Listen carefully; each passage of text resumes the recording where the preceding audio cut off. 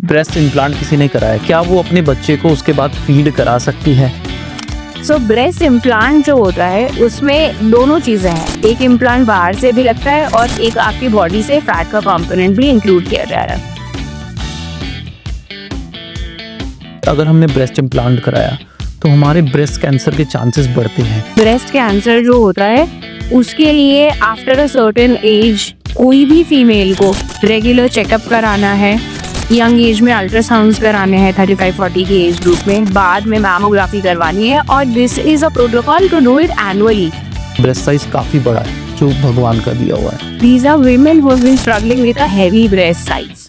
They will have, अब अगर neck spasm होता है, it can lead to a headache also.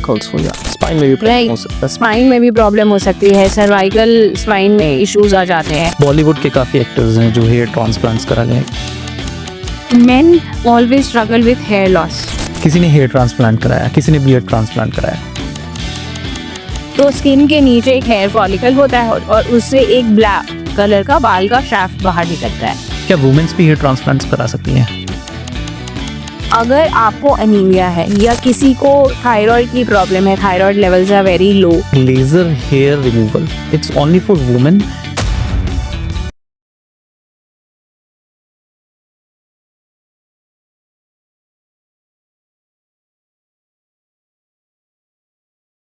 नमस्कार, स्वागत है आपका एक अनदर एपिसोड के अंदर।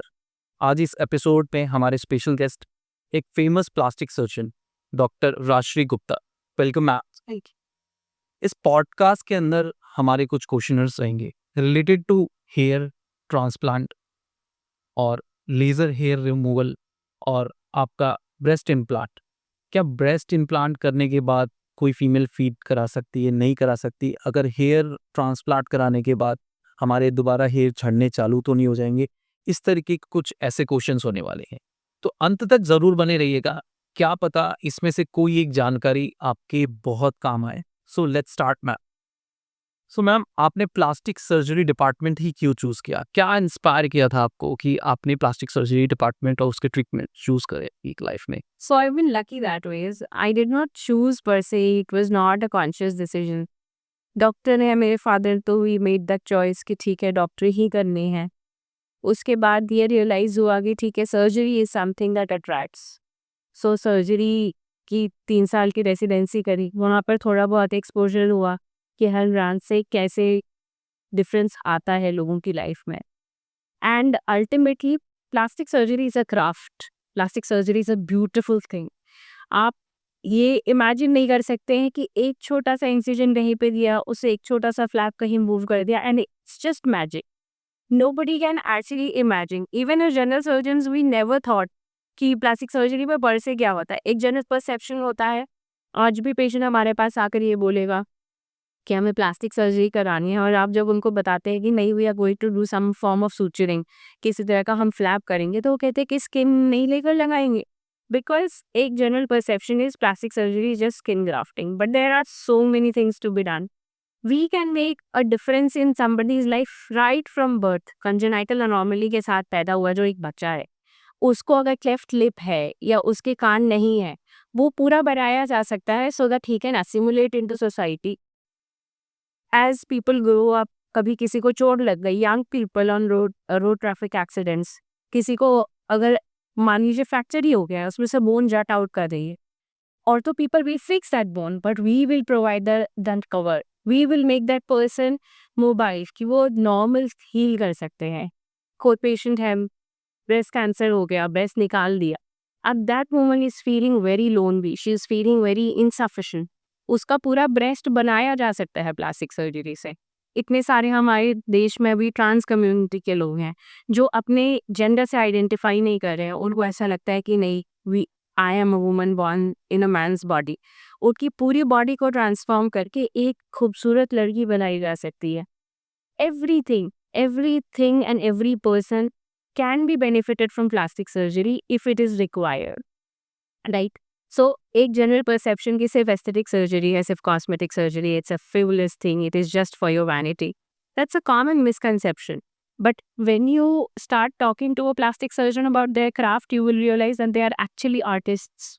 सो मैम, प्रीवियस मेरे पॉडकास्ट में एक प्लास्टिक सर्जन थी जिनसे मैंने क्वेश्चन किया था, क्या आप भी वही चीज़ फेस करते हैं कि कोई भी पेशेंट आपके पास आया है, कभी उसने ऐसा बोला है कि मैं अपना एक बेस्ट प्लास्टिक ले आता हूँ, आप मेरी किसी जो बॉडी रिकंस्ट्रक्ट करनी है वहाँ पे आप अच्छी क्वालिटी का प्लास्टिक लगा देना। तो इज़ इट ट्रू कि ये प्लास्टिक ही लगा के प्लास्टिक सर्जरी की जाती है कि ये पूरा मिथ है? It's a complete myth, because जब प्लास्टिक सर्जरी का रेफरेंस देते हैं, this is not English language. It has started from a Latin word which means to mold. So when people were deciding किस branch का नाम क्या रखना है, they were saying कि we will mold the body, make it better and improve functions and appearance. लेकिन हुआ क्या कि प्लास्टिक उसके बाद मार्केट में आ गया and people thought that plastic surgery is somehow related to that plastic. तो ever since जब शुरू में रेसिडेंसी स्टार्ट करी थी तब से लेकर अब तक we have seen multiple patients जो आते हैं और वो कहते हैं कि आपको जितना अच्छा प्लास्टिक लगाना है आप लगा दीजिए, बट हमारी अच्छी सर्जरी करके दे दीजिए. And probably this myth is propagated because we are watching so many movies and serials where इंता कपूर के सीरियल में चेहरा यूं ट्रांसफॉर्म हो जाता है. बॉलीवुड ने काफ़ी खराब कर रखा काफ़ी परसेप्शन खराब रखा है. पीपल बिलीव कि नहीं, हम लोगों को अगर बाहर से कुछ मटेरियल लगाना ही है. That is not true. Basic concept of plastic surgery is we are trying to improve whatever part of body is there using body components. जहाँ पर अगर मान लीजिए टिश्यू लॉस है, वहाँ पर अगर हमें ऑगमेंट करना है, कोई चीज़ एग्जिस्ट नहीं करती है, वहाँ पर definitely we are using implants, but primarily implants are not made of your normal day to day plastic. It's very refined high grade medically fit component which is generally made of silicone or something else, maybe a melt pore. लेकिन ये जो implants होते हैं वो बहुत ज़्यादा अच्छे तरीके से वेल रिसर्च करने के बाद प्रोड्यूस किया जाता है. नॉर्मल प्लास्टिक का कोई यूज़ नहीं है प्लास्टिक सर्जरी में. एंड फर्स्ट प्रेफरेंस किसी भी प्लास्टिक सर्जन का ये रहता है कि they should use the normal body component. तो अब आप देखिए बहुत सारी चीज़ें आने लगी हैं. अब कहीं पे भी ऑगमेंटेशन करना होता है, नहीं prefer to use the body fat, कि इंसान की खुद की फैट से ही लेकर हम अगर छोटा मोटा ऑगमेंटेशन है वो कर सकते हैं. लेकिन कहीं पर हमें अगर बहुत ज़्यादा ही डेफिसिट है, टिश्यू की कमी है, उसको फिल करने के लिए इम्प्लांट डाले जाएंगे. So implants can be placed in any part of the body like the breast, buttocks, calf. आजकल लोग पेक्टोरल्स बनाते हैं बॉडी बिल्डिंग में, तो वहाँ पेक्टोरल इम्प्लांट्स हो जाते हैं. चिन को बढ़ाने के लिए इम्प्लांट हो जाता है, चीक को बढ़ाने के लिए इम्प्लांट हो जाता है. समटाइम्स इन रिकंस्ट्रक्शन ईयर बनाने के लिए मेडपोर्ट इम्प्लांट यूज़ होता है. आपने बात करी मैम ब्रेस्ट की, आजकल बहुत ज़्यादा चलन चला हुआ है ब्रेस्ट इम्प्लांट का।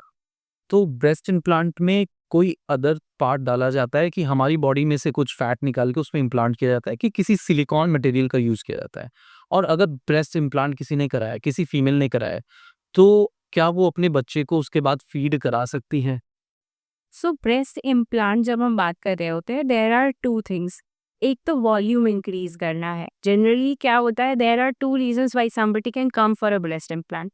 फर्स्ट इज नेचुरली बॉडी की बनावट ऐसी है कि inherently the breast is very small in size and people prefer a certain, एक फेमिनिटी के लिए एक चाहिए होता है कि एक फिगर हो जो आप अप्रिशिएट खुद से कर सके. Not that you want other people to look at you, but you also look into the mirror and you find a certain amount of confidence in your own body. So there are people who are born with a small breast and they want a little larger size. And the other is in a different spectrum age group, जो थोड़े elderly women हैं जिनका breast surgery हो चुका है after cancer and उनका breast हटा दिया या surgery, they want an implant to be placed to make it normal. So breast implant जो होता है उसमें दोनों चीज़ें हैं. एक इम्प्लांट बाहर से भी लगता है और एक आपकी बॉडी से पैर का कॉम्पोनेंट भी इंक्लूड किया जा रहा है. Breast implant by itself is made of silicon. इसकी जो कंसिस्टेंसी है 1980 से लेकर अब तक धीरे धीरे धीरे धीरे बहुत सारी मॉडिफिकेशंस हो चुकी है. Now we have the newest generation implants which are made of silicone का एक कवर होता है. इट इज़ ऑलमोस्ट लाइक एक ब्रेस्ट की शेप का एक मटेरियल बना हुआ है जिसके अंदर सिलिकॉन का एक और कोहेसिवनेस, मतलब समझ लीजिए कि वो एक जेली है but it is of a good consistency which matches the breast. So you have an outer covering and then you have an inside filling. This breast implant is very stable. इसको कोई damage trauma होना बड़ा मुश्किल होता है. So depending on what your choice is suppose I have a 24-year-old girl who comes to me for breast implant. तो पहले उनका बॉडी का स्ट्रक्चर क्या है वो डिटरमाइंड है. ब्रेस्ट इम्प्लांट डाला जाता है. depending on how it is going to match with the rest of her body and what her choices are. पर ब्रेस्ट इम्प्लांट से क्या होता है कि you give a lot of volume, लेकिन जो एक क्लीवेज कहते हैं, जो बीच में सेंटर ऑफ द चेस्ट में एक फुलनेस आती है, वो आपको ब्रेस्ट इम्प्लांट से प्योरली नहीं आ सकती. For that contouring you need a little of fat also. तो आपकी टमी से या थाई से कहीं से थोड़ा सा फैट निकाल के प्रोसेस करके that is injected to create a cleavage. So that is a cleavage creation surgery with fat grafting and an implant. एक क्वेश्चन मैंने और पूछा था मैम इसमें कि ब्रेस्ट इम्प्लांट के बाद फीमेल्स ब्रेस्ट फीड करा सकती हैं प्रॉपरली, अपना लाइफस्टाइल जो है नॉर्मली कर सकती हैं, उनको कोई प्रॉब्लम तो नहीं आएगा? सो ब्रेस्ट इम्प्लांट के साथ क्या होता है कि it is an outside material, it's an implant. So people think कि उससे जो बॉडी की नॉर्मल फंक्शनिंग होती है वो खराब हो जाती है, which is not true. Because अगर आप समझिए तो ब्रेस्ट का जो टिश्यू होता है, इम्प्लांट उसके पीछे पड़ा हुआ है, ठीक है. तो जब भी सर्जरी हो रही है तो there is a cut on the skin, we go deep down, और ब्रेस्ट का जितना टिश्यू होता है उसको हम रेज कर लेते हैं, इट इज लिफ्टेड ऑफ. तो ब्रेस्ट का जो ग्लैंड है जिससे मिल्क प्रोडक्शन हो रही है, या जो डक्ट है जो निपल की तरफ उस मिल्क को ट्रांसपोर्ट करेगा, उसमें कुछ भी डैमेज नहीं होता है. कभी भी अगर ब्रेस्ट इम्प्लांट डलता है तो depending on the patients body type, या तो इम्प्लांट सीधा ब्रेस्ट के ग्लैंड के पीछे डलेगा, या उसके पीछे एक मसल होती है पेक्टोरालिस मेजर, उसके फेशिया के नीचे या मसल इटसेल्फ के नीचे पड़ता है. तो इससे हम ये समझते हैं कि ब्रेस्ट की टिश्यू को चूंकि कोई डैमेज हुआ नहीं है, इसलिए फंक्शनिंग में भी कोई प्रॉब्लम नहीं आएगी. It is just a myth कि आपने सर्जरी करवा ली और उसके बाद आपको कोई प्रॉब्लम आने वाली है, दैट इज डेफिनेटली नॉट. इस क्वेश्चन के आंसर से लोगों का मिथ तो हटेगा. ब्रेस्ट इम्प्लांटेशन कितना सेफ है, और आज की नई टेक्नोलॉजी में ब्रेस्ट इम्प्लांट अगर किसी फीमेल ने कराया है तो रिकवरी टाइम कितना लगता है? Breast implant is very safe, because breast implant जो है, इसकी जो जो भी मैन्युफैक्चरर्स हैं, they have done a very good amount of research. And शुरू में क्या था कि जब इम्प्लांट्स बनने शुरू हुए थे या लगने शुरू हुए थे 1980s की जब मैं बात करूं, उस पॉइंट ऑफ टाइम पे ये टेक्नोलॉजी बहुत ज़्यादा अच्छे से उन लोगों ने स्टडी नहीं करी थी. Now that we look into the research, we realize कि अब हमारे पास ऑलमोस्ट 45-50 ईयर्स का डेटा है, किस टाइप का मटेरियल से इम्प्लांट बनना चाहिए, कौन सा अच्छा रिजल्ट देता है, कौन सा मिनिमम कॉम्प्लिकेशंस करवाता है. ये सारी चीज़ों के बारे में मैन्युफैक्चरर्स ने अच्छा स्टडी कर लिया है. सो दे नाउ नो कि किस टाइप का इम्प्लांट जो है वो लीस्ट कॉम्प्लिकेशंस रखेगा. ब्रेस्ट इम्प्लांट का जो मटेरियल है, जो सिलिकॉन जो यूज़ हो रहा है, that by itself is very good in the sense कि it does not cause any allergies, it does not cause any immune reactions, it does not cause, मतलब it's not going to cause any infections or any other thing like that. तो इसीलिए breast implant has become very safe over time. अभी जो latest जो generation of implants हैं, they are very patient friendly, they are not going to cause you any problems as such. Recovery period की जहाँ तक बात हो रही है, तो जो स्टिचेस लगते हैं ब्रेस्ट इम्प्लांट को डालने के टाइम पे, they get heeled in 7 days time. But there is a post-operative protocol that has to be followed. एक specific garment आता है, compression garment which is made of stretchable material, जिसको प्लेस करके, और हम चाहते हैं कि शुरू में वो इम्प्लांट अपनी जगह पे आपने एक स्पेस क्रिएट करके एक इम्प्लांट आती है. That implant needs to be now kept in that position. For that you give a compression garment which is sort of a vest जो पहनना होता है पेशेंट को हर वक्त. उसके बाद फ्यू वीक्स के बाद हम थोड़ा सा massage and exercises over the implant बताते हैं. सो इन मसाजेस का ये फ़ायदा ये होता है कि जो इम्प्लांट हमने डाल रखा है वो नॉर्मल टिश्यू के साथ कंसोलिडेट हो जाता है, और फिर ऊपर से वो टच होके फील नहीं होता है. So recovery time wouldn't be more than 2 weeks और सो. एंड आप फिर उसके बाद you can, if once your stitches are healed, you can go for swimming also, you can go for a workout also. शुरू में but you have to take it a little light.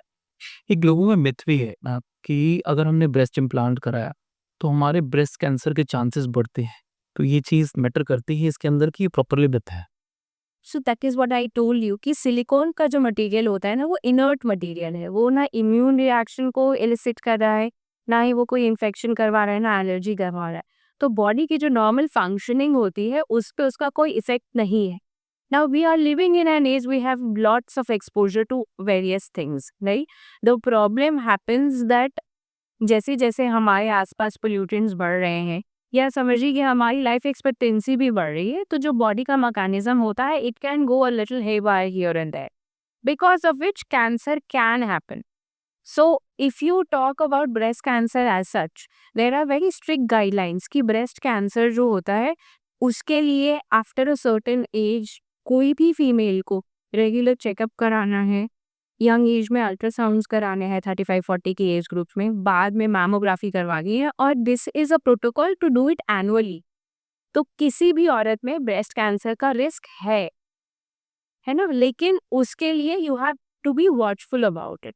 How breast implant makes that protocol different is कि हमारे पास जब implant डल जाता है उसके बाद probably ultrasound और मैमोग्राफी करना थोड़ा मुश्किल हो जाता है because there is an implant. So if there is any suspicion of a breast cancer in a woman she would require an MRI rather than an mammogram, क्योंकि इम्प्लांट की वजह से उसके थोड़े से जो रिजल्ट आएंगे मैमोग्राफी के वो डिफरेंट हो. So all the women, I would say that you have to watch for your own health. Whether you have an implant or not does not matter. You have to be careful.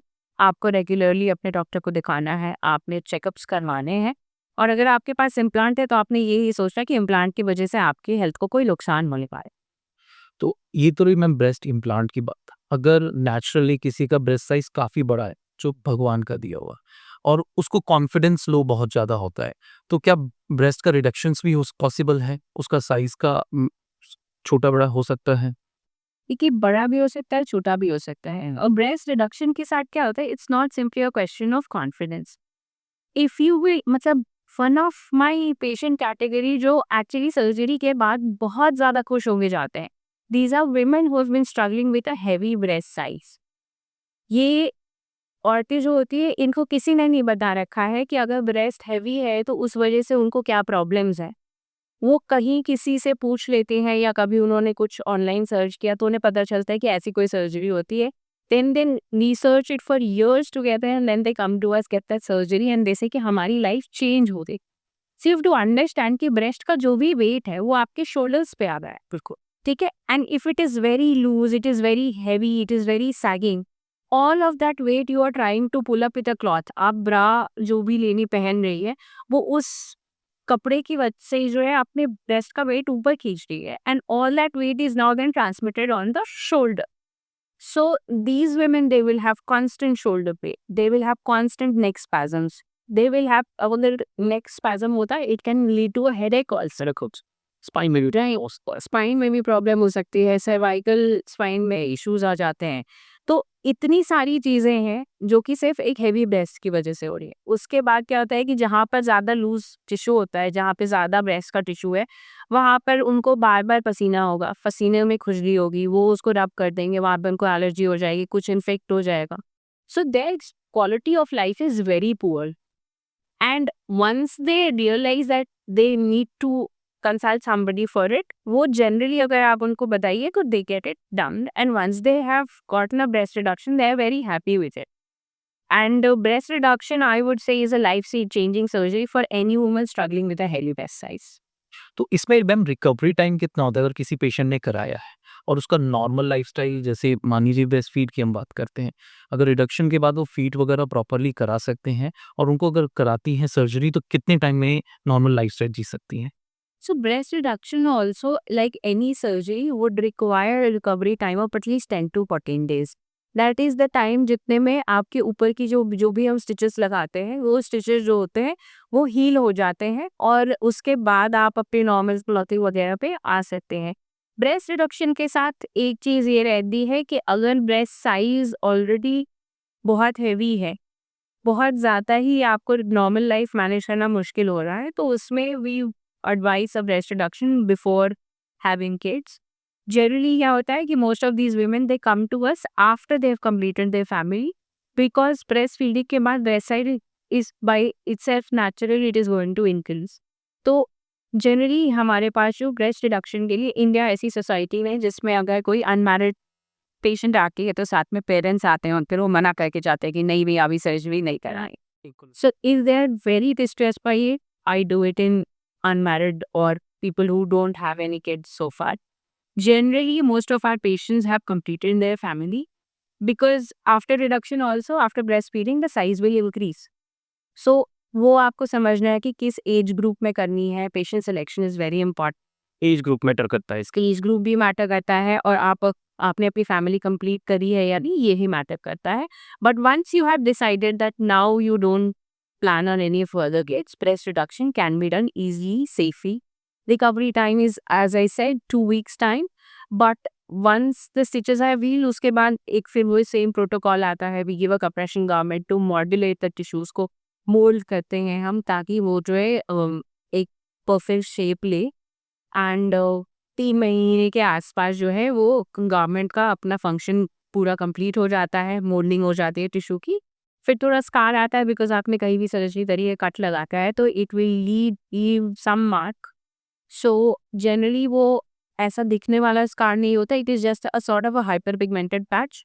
We have very various solutions for that. And in 6 months time the scar also settles down and they are very happy. Breast implant और breast reduction का हमारी बात हुई. There are 2 topics एक और है कि breast lift और ब्रेस्ट इम्प्लांट में डिफरेंस क्या है. So कोई भी बॉडी पार्ट होता है ना, उसके अपने अपने कंपोनेंट्स होते हैं. When we are talking of the breast, there is skin. Beneath the skin there is gland. Gland के बीच में होता है फैट. अब जब कुछ लोग होते हैं जिनकी स्किन की क्वालिटी बहुत पुअर है, जो ये स्किन की थिकनेस है वो कम है, इस वजह से वो स्किन जो है जल्दी लूज हो जाता है. तो आप देखिएगा कि कुछ लोग होते हैं वो 60-70 की एज पे भी बहुत अच्छी स्किन और बहुत यूथफुल दिख रहे होते हैं. कुछ लोग होते हैं जिनको 40s में ही काफ़ी रिंकल्स आ जाते हैं. सिमिलरली ब्रेस्ट की जो स्किन होती है, अगर आपकी स्किन क्वालिटी अच्छी है, सो breast will maintain it shape. Because अगर आपका आउटर जो सबसे ज़्यादा सपोर्ट है स्किन का, अगर that is good, then the breast is going to maintain it shape.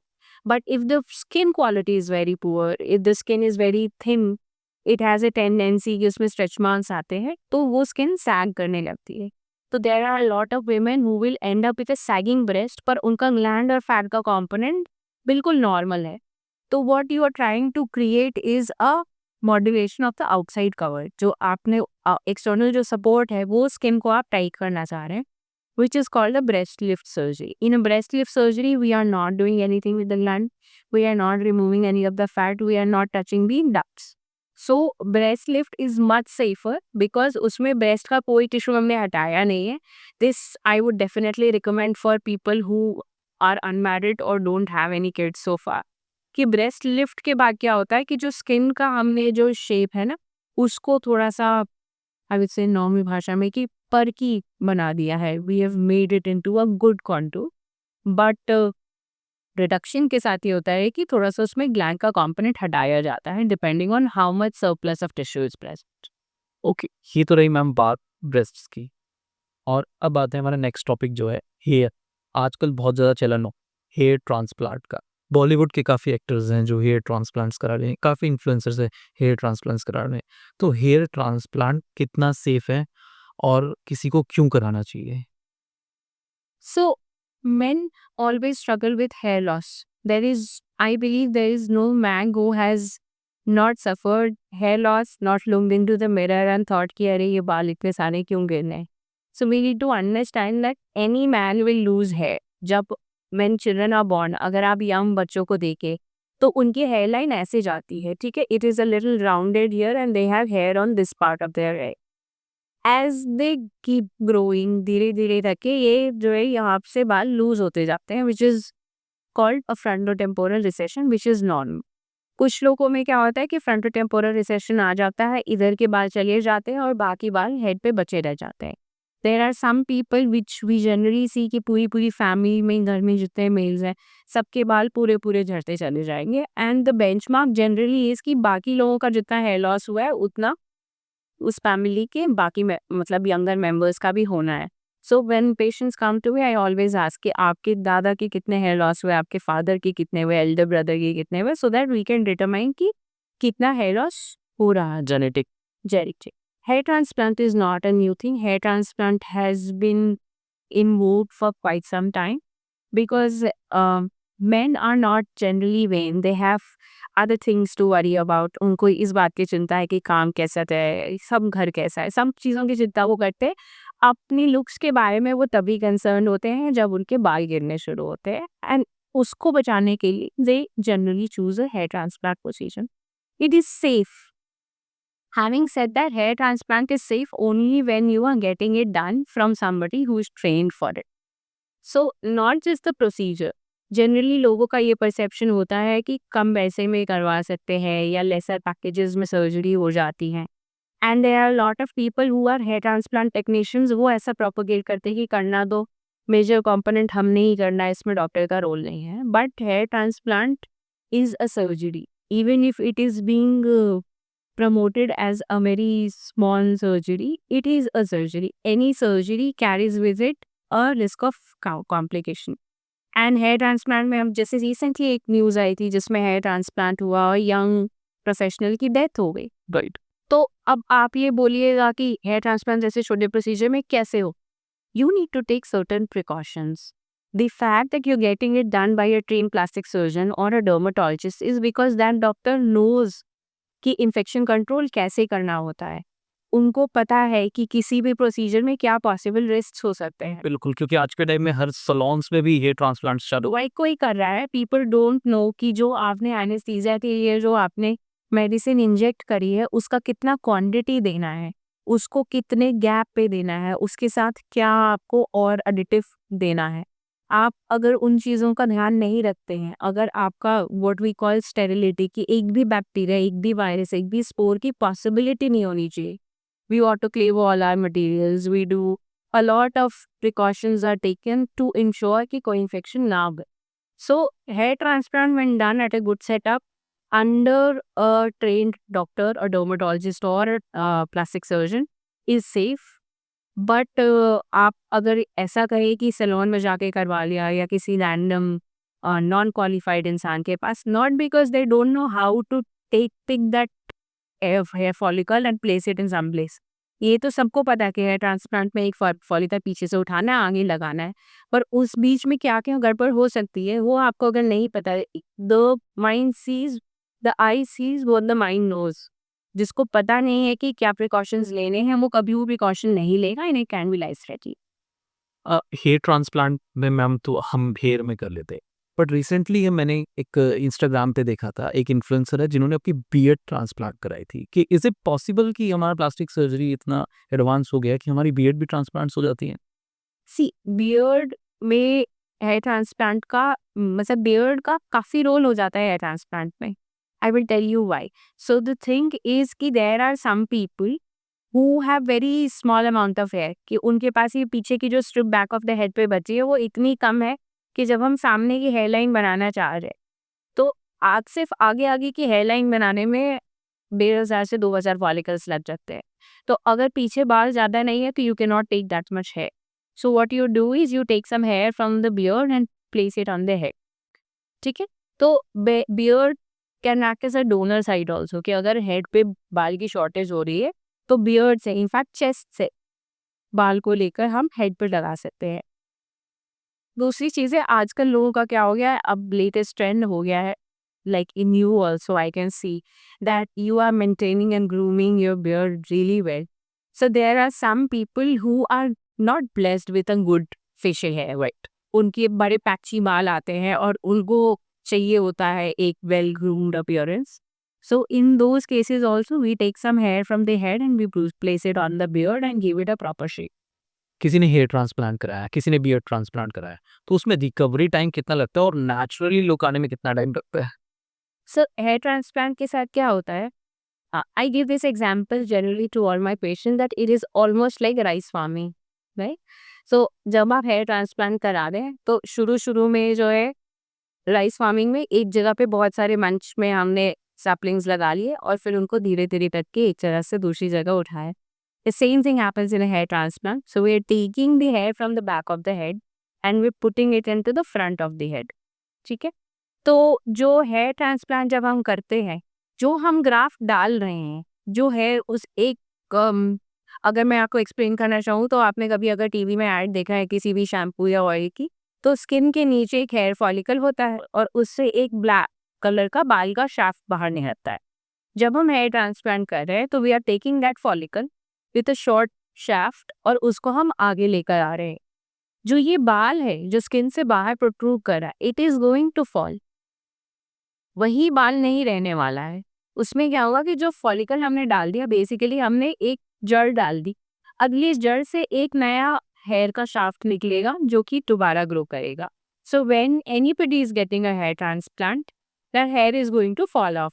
सो जो 1 महीने के बाद क्या होता है कि धीरे धीरे वो बाल शेड करना शुरू करते हैं। इसका मतलब ये नहीं कि जो फॉलिकल डाला था वो निकल गया है। फॉलिकल वहां पर है, वो बॉडी में असिमिलेट हो चुका है, वो उस पार्ट का हिस्सा हो चुका है, पर ऊपर का जो शाफ्ट है वो फॉल करेगा। उसके बाद 3 मंथ्स में धीरे धीरे धीरे बिल्कुल मुलायम, जैसे बच्चे के बाल होते हैं वैसे हल्के हल्के बाल आ रहे शुरू होंगे। इन 9 मंथ्स टू 12 मंथ्स टाइम उसमें थोड़ी सी बाल में थिकनेस आनी शुरू होगी और समझ लीजिए कि 1 से 1.5 साल पे नेचुरल रिजल्ट्स आने लगते। मैम हेयर ट्रांसप्लांट की अब आपने बताया कि इतने टाइम में नेचुरलिटी आती है, बट आज के टाइम में हम लोग देख रहे हैं कि वुमेन्स में हेयर फॉल की प्रॉब्लम बहुत ज़्यादा बढ़ती जा रही है। क्या वुमेन्स भी हेयर ट्रांसप्लांट्स करा सकती हैं? So there is a difference in the hair fall in a man and a woman. So I would describe a man's mechanism of hair fall also. Basically आदमियों में टेस्टोस्टेरोन करके एक hormone होता है। That hormone is responsible for the normal physiology of the body. जो mail characteristics होते हैं वो टेस्टोस्टेरोन की वजह से आ रहे हैं। सो बाल में जो हेड पे जो बाल हैं, जो आगे के जो बाल होते हैं, उनमें एक रिसेप्टर होता है जो टेस्टोस्टेरोन के एक डेरिवेटिव DHT से रिस्पॉन्ड करता है, and because of which that hair follicle miniaturises. Miniaturisation का मतलब हुआ कि आदमी को अगर हेयर फॉल हो भी गया है, सामने बिल्कुल भी बाल नहीं है, कब भी वहां पे एक हेयर फॉलिकल है जो बिल्कुल छोटे साइज का हो चुका है, वो इतना छोटा हो चुका है कि उससे जो बाल निकल रहा है वो बिल्कुल रुए बराबर है, तो वो दिख नहीं रहा है। अगर आप पीछे के बाल देखेंगे तो यू विल रियलाइज कि वहां पर हेयर फॉल किसी को नहीं थी। कहीं पे भी कितना मैक्सिमम हेयर फॉल भी होगा तब भी एक पैच ऑफ हेयर बचा रह जाता है, because this hair is resistant to the effects of testosterone derivative. तो इसीलिए उनमें हेयर ट्रांसप्लांट हम पीछे से बाल लेकर आगे ले आते हैं, आगे लगा देते हैं, और वो जो हेयर है वो फिट रह जाती है। That does not fall because it is not under hormonal control. But women have a different reason why they have hair fall. So we need to understand we are living in India where majority world data or even government data tells us that women are anemic, है ना? तो आपको किसी भी body part में अगर अच्छा nutrition provide करना है तो उन लोगों में आपको कम से कम हीमोग्लोबिन तो अच्छा होना चाहिए। If the haemoglobin is very less than nourishment भी नहीं पहुंचेगी बॉडी के पार्ट्स पे। तो अगर आपको अनीमिया है या किसी को थायराइड की प्रॉब्लम है, thyroid levels are very low, या बेसिक आपकी इलेक्ट्रोलाइट्स ठीक नहीं है, कैल्शियम मैग्नीशियम के लेवल्स ठीक नहीं है, विटामिन के लेवल खराब है, विटामिन B12 नहीं है, फॉलिक एसिड नहीं, ये सब चीज़ें चाहिए होती हैं आपको कोई भी नया स्ट्रक्चर क्रिएट करने के। अगर फॉलिकल को बाल बनाने हैं तो उस फॉलिकल में न्यूट्रिशन होना चाहिए। If that follicle is not getting enough nutrition, the quality of hair, the thickness of hair and the number of hair is going to decrease. So most women may not require a hair transplant because उनके पास कोई basic problem है, या तो कोई viral illness हुई उसमें sudden सारा hair fall हो गया, कोई स्ट्रेस का टाइम आता है उस टाइम पे हेयर फॉल बढ़ जाता है। हमने अपनी नॉर्मल लाइफ में देखा है, एग्जाम से पहले we see that hair is trolling off, या फिर कोई बिग फैमिली ओकेजन है, कोई बहुत इंपॉर्टेंट ऑफिस में प्रेजेंटेशन है, उसके बाद उससे पहले जो है हेयर लॉस होता है। So these are all physiological things that need to be taken care of before we can say that this person is a candidate for a hair transplant. Women में there are specific reasons why they can get a hair transplant. One is people who are born with a broad forehead. If you look at my forehead, I have a very broad forehead.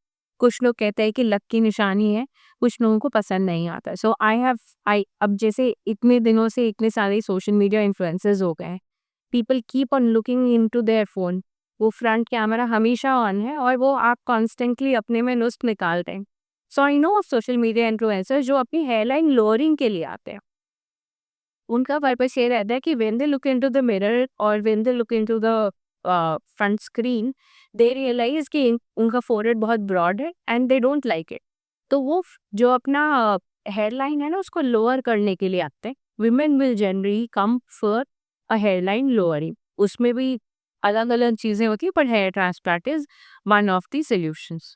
The other thing is suppose somebody had an injury, वो गिर गए, उनको चोट लग गई, बाल उस time पे उखड़ गए, या फिर कोई कट लगा, उसको सही टाइम पे सूचन नहीं किया गया, तो वहां पर एक गैप हो गया। अब वो जो गैप्स होते हैं ना, वो स्कार एलोपेशिया कहते हैं, कि वहां पर एक स्कार है, उस स्कार में कोई हेयर फॉलिकल नहीं है, इसलिए वहां पर एक बॉल्ड पैच हो गया। इन केसेस में you can get a hair transplant. Otherwise, I would recommend in women particularly that they should first consult somebody, get their health optimized, because women are not looking after themselves. कि आज के time में क्या हो गया है कि जो यंगर गर्ल्स हैं, लाइक 20-24 एज ग्रुप की, इनमें हेयर फॉल्स की समस्या बहुत ज़्यादा हो गई है और उनकी फैमिली ये टेंशन में रहती है कि आगे जाके उनकी शादी करनी है, अगर बाल झड़ जाएँगे तो शादी नहीं हो पाएगी, ये सारी चीज़ें होगी। तो हमारा प्लास्टिक सर्जरी डिपार्टमेंट उस चीज़ में कोई हेल्प आउट करता है कि उनके हेयर जो See, that is what I am saying कि first you have to determine the cause of hair loss. Because अगर hair loss का कोई correctable reason है, इवन इन मैन, अगर कोई यंग लड़का मेरे पास आता है, 25-26 ईयर ओल्ड का पेशेंट मेरे पास आएगा, young boy, and he says that ma'am आप मेरा हेयर ट्रांसप्लांट कर लो, I will not do it. First I would like to know why he is having that hair fall. It be corrected before I start on something as drastic as a surgery. With girls also, I believe nutrition is important.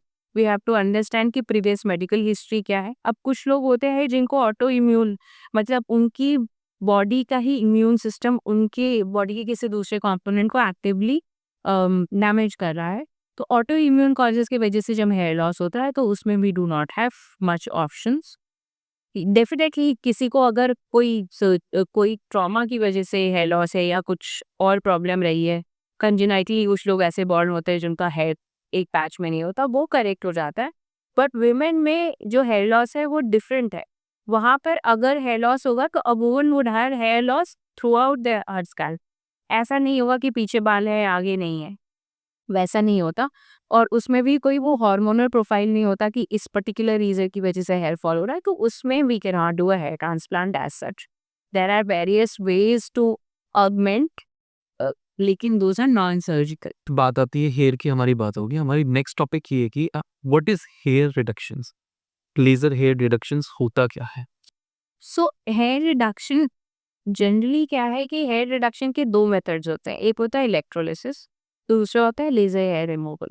So electrolysis is a very cumbersome process, जिसमें कि एक probe होता है, वो single follicles में introduce करके heat generate करते हैं और फिर वो फॉलिकल को जड़ से उसको जला देते हैं। But it is obviously very time consuming, it is very painful, and Indian skin जैसे हमारी है, जो हमारी स्किन टाइप है, it has a tendency to hyper pigment, कि हमारे को अगर छोटी सी भी अगर कोई खरोच भी लग जाती है तो after some time we notice that it is healing with a little darkening. तो इलेक्ट्रोलिसिस पहले बहुत ज़्यादा पॉपुलर थी, अब धीरे धीरे कम होती जा रही है। So laser hair removal is, laser is a specific kind of energy which is directed towards specific things. I would like to elaborate. जैसे लेज़र में क्या होता है कि जो लेज़र हेयर रिमूवल मशीन की जो एनर्जी होती है, वो स्पेसिफिकली जो है वो जाकर ब्लैक कलर की पिगमेंट को डैमेज कर रही है। तो जब लेज़र की एनर्जी को स्किन के ऊपर रख के और आप अप्लाई करते हैं, तो it goes gets absorbed into the hair follicle. वहाँ पर जो मेलानिन का पिगमेंट होता है वो उसको ओवरहीट कर देती है। ओवरहीट करने की वजह से वहाँ पर जो फॉलिकल होता है वो डिस्ट्रॉय हो जाता है एंड दोबारा उसमें बाल नहीं आते हैं। So laser has that mechanism जिसमें कि वो हेयर फॉलिकल को इनडायरेक्टली डैमेज कर रहा है। The benefit with laser is that it is such a specific frequency and wavelength कि वो जो है बाकी किसी टिश्यू को डैमेज नहीं कर रहा है। So anybody who has gotten a laser hair removal will tell you कि उनको स्पेसिफिक जब फॉलिकल हीट हो रहा होता है तो उनको स्किन के अंदर से एक हीट होने जैसी सेंसेशन फील होती है, लेकिन it is not all over, it is on the area जहाँ पे कि फॉलिकल पे हीट एनर्जी डिलीवर की गई है। टॉकिंग अबाउट कि laser hair removal it's only for women या कि कोई अगर मेन कराना चाहे कि वो भी उसके लिए भी पॉसिबिलिटी है? So laser hair removal is for everybody. अब ऐसा होता है कि लड़कियां इन चीज़ों के लिए ज़्यादा परेशान रहती हैं। उनको शुरू से बताया हुआ है कि body hair is not very attractive, right? There are people who are very comfortable in their own skin and they will not choose to get their hair removed. But there generally people don't find it attractive. It's not that somebody is telling them. कई बार तो ऐसा होता है कि खुद भी ये परसेप्शन रहता है कि ये अच्छा नहीं लग रहा है। तो इसलिए लड़कियां या औरतें बहुत मेहनत करती हैं। The kind of pain they are suffering going to salon, वहाँ पे जाके वो वैक्सिंग करवा रहे हैं और वो बार बार थ्रेडिंग करवा रहे हैं। It's very painful, it's not an easy thing to right, right? And जब आप बाल चलिए एक बार हटा देंगे, चाहे आपने थ्रेडिंग कराई, वैक्सिंग कराई या आपने शेव किया, आपने वो बाल हटा दिए, but it will grow again because आपने जड़ से उस बाल को कुछ भी डैमेज नहीं किया है। जो भी आप कर रहे हैं आप सरफेस पे कर रहे हैं। When you shave you just cut the hair above the surface of the skin, skin के ऊपर उसको कट कर दिया। तो सेकेंड डे थर्ड डे जब आप टच करते हैं तो वहां पर एक खुरदुरापन आ जाता है because now this hair is trying to come back again, right? उसके बाद जब आप थ्रेडिंग कराते हैं या वैक्सिंग कराते हैं तो उसमें हेयर जब पुल करी जाती है तो जो वो हेयर का शाफ्ट होता है, वो जो स्ट्रैंड होता है, वो स्किन के थोड़े नीचे लेवल तक जो है वो उखड़ के बाहर आता है। लेकिन फॉलिकल अभी भी इंटैक्ट है। तो उसमें क्या होता है कि जो पीरियड है थोड़ा सा लंबा हो जाता है। So you are not getting a wax done every day और every third day, you are getting it after a couple of weeks depending on आपका हेयर ग्रोथ कैसा है। एक लोगों में मिथ हो रहा है ना कि लेजर हेयर रिडक्शन या लेजर हेयर रिमूवल हमने करा दिया, अब तो हमारा परमानेंट सोल्यूशन हो गया, हमारी बॉडी पे हेयर्स नहीं आएंगे। इज इट ट्रू कि इसके पीछे और कुछ है? See, laser hair removal is also a science. I would again say, maybe I'm repeating myself, but I would again say कि किसने किया वो भी बहुत इम्पॉर्टेंट है। बिकॉज आपको पहली चीज़ है किसी भी प्रोसीजर में पहला जो होता है ना कि पेशेंट सिलेक्शन या क्लाइंट सिलेक्शन, पहले आपको ये पता रहना चाहिए कि आप किस इंसान को कहेंगे कि you will benefit from this procedure और किस इंसान को आप मना कर देंगे। So the basic principle of laser hair removal is कि अगर आपकी स्किन का कलर और आपके हेयर का कलर डिफरेंट है, only then LHR is going to work. Because अगर जैसे मैंने कहा कि अगर जैसे ब्लॉन्ड लोग होते हैं उनकी स्किन, कॉकेशियंस की स्किन बिल्कुल वाइट है, उनका बाल बिल्कुल गोल्डन कलर का है। जब आप लेजर की मशीन उस पर लगाकर एनर्जी डिलीवर करिएगा तो that energy is not going to identify कि ये स्किन है और वो फॉलिकल है, और वो फॉलिकल बिल्कुल डैमेज नहीं होगा। सो थिक कोर्स हेयर, कोई भी बाल जो बिल्कुल ब्लैक कलर का है, मोटा है और थोड़ा कोर्स टेक्सचर का है, that will respond best to laser hair removal. So appropriate amount of energy अगर आपको एक बार में मिली है, अगर आप generally most beneficial bikini area में हो जाता है, आर्मपिट्स में हो जाता है, या थिक कोर्स हेयर जो चिन वगैरह पे किसी के आ रहे होते हैं, उस पर बहुत अच्छा रिस्पॉन्स आएगा। But that also with a person who knows how to give that laser I. Because generally लोगों को क्या लगता है कि अगर मान लीजिए स्किन जल गई तो क्या करें, तो what they do is they will give a very small amount of energy. That small amount of energy will partially damage the follicle. तो अगली बार जो बाल आएगा वो पतला हो जाएगा, लेकिन बाल आया है। अब इस पतले बाल पे आपकी लेजर की एफिशिएंसी डिक्रीज हो जाती है because I said ideal follicle और ideal hair would be thick, coarse and black. Suppose किसी ने सब ऑप्टिमल एनर्जी डिलीवर कर दी, अब वो जो बाल आया है that is now soft and it is thin and it is probably a little brownish in colour. इस पे लेजर का इफेक्ट नहीं आने वाला है। So permanent solution will depend on who did your laser, what device was used, what quality of device was used, and on top of that you cannot get one session and then go away। जैसे लोगों को क्या होता है कि आपने एक बार laser hair removal करवा लिया, अब आपको बाल कम हो गए तो आपको लगता है कि चलिए ठीक है अब जब दोबारा आएंगे तब करा लेंगे। बट किसी भी चीज़ को कम्प्लीटली डिस्ट्रॉय करने के लिए उस पर परसिस्टेंट अटैक होना चाहिए। So if we say 6 to 8 sessions on an average 6 sessions, what we mean to say is कि जैसे जैसे उसमें थोड़ा थोड़ा बाल आने वाले हो रहा है तो हर शुरुआत में हर महीने एक बार ही LHR करवाना है, ताकि जो फॉलिकल से थोड़ा ग्रोथ आने वाला है उसको उसी टाइम पे रिड्यूस कर दिया जाए। अगर आप एक बार करा देते हैं और आपका गैप जो है वो वेरिएबल रहता है तो the results will not be the best. लोगों में एक मिथ है कि लेज़र हेयर रिमूवल बहुत ज़्यादा पेनफुल रहता है, बर्नआउट हो जाता है। तो क्या ये ट्रू है कि इसके पीछे कुछ पूरा मिथ है इस चीज़ें? See, pain has two components. There is the pain that you can feel actually, and there is a pain that you anticipate. I always tell all my patients, if you are very anxious before any procedure, you will feel more pain. Because brain में कुछ chemicals होते हैं, कुछ transmitters होते हैं, वो release हो जाते हैं. Right. And the anticipation of pain is increasing the amount of pain that you suffer. So laser hair removal में हम ये बहुत वीडियोस देख रहे होते हैं कि people are holding somebody back और वो लगे हुए हैं सैलून वाले हैं मशीन चलवाने में। वैसा नहीं होता है, but it will depend on everybody's pain threshold. So any person who goes for say a threading and a waxing, there are some people who will feel a lot of pain, there will be some people who will feel an average amount of pain, और कुछ लोगों का ऐसा होता है कि उनको pain feel भी हो रहा है फिर भी दे मन कड़ा करके करवा लेते हैं वो। तो उस केस में बहुत ज़्यादा एंशियस लोग हैं, अगर बहुत ज़्यादा स्ट्रेस है कि नहीं पेन होगा, पेन होगा, पेन होगा, I prefer to give a pain killer, because numbing cream पूरी बॉडी में लगाना जो है वो it's not clinically safe. So maybe a painkiller dose before the procedure, maybe a little hand holding and counseling for the person who is getting the procedure done. And that definitely calms the patient down और वो करवा लेते हैं procedure without much effort. But ऐसा नहीं होता है कि सिवियर पेन है, and we are going to do it in a very humane manner. No matter what जो भी प्रोसीजर कर रहे हैं, we have to make sure that patient comfort is always very important. The other thing is कि how safe is it. As I told you कि जो laser की जब एनर्जी हम डिलीवर कर रहे हैं वो स्पेसिफिकली ज़्यादा ब्लैक पिगमेंट को ही डैमेज कर रही है, और ब्लैक पिगमेंट हमारी स्किन में जो है वो हेयर फॉलिकल के अंदर ही है।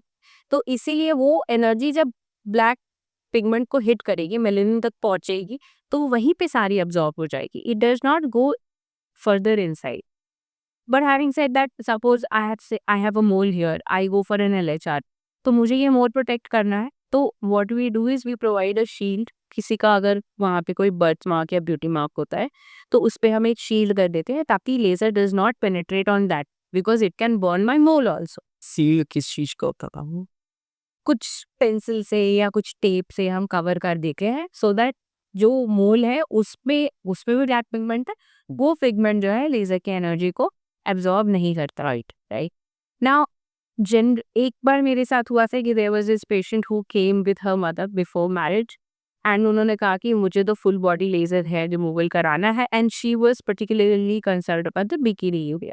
सो if you getting an LHR, mother said कि नहीं फिर इसमें बाद में बेबी होने में प्रॉब्लम होगा, तो that is not true, because जहाँ पर ब्लैक पिगमेंट मिलेगा वहाँ पर लेजर एब्जॉर्ब हो जाएगा, उसके बियॉन्ड नहीं जाता है। तो in fact we can say that laser की मशीन की जो पेनिट्रेशन है वो सिर्फ स्किन स्किन के लेवल की है, वो नीचे के फैट तक नहीं पहुंचता, तो डीपर ऑर्गन्स में पहुंचना तो बिल्कुल ही पॉसिबल नहीं।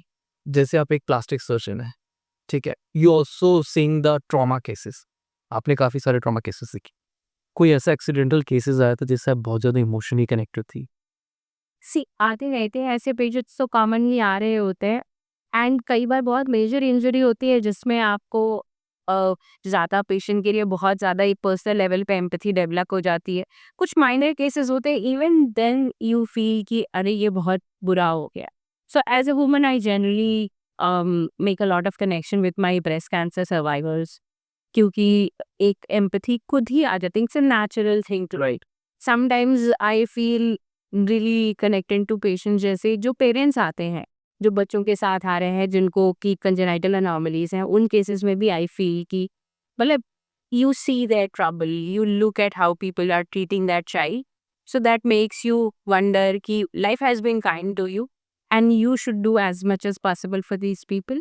Last week I had an elderly patient, 65-year-old lady, went to drop her grandson to the school. कोई पीछे से आया, कान के वो earrings छीन के लेके चला गया, and the ear was completely deformed. I don't know how, multiple cuts, पूरा एक part of the body बिल्कुल shredded, और था तो माइनर प्रोसीजर, बट वो करके मुझे इतनी सेटिस्फैक्शन हो रही।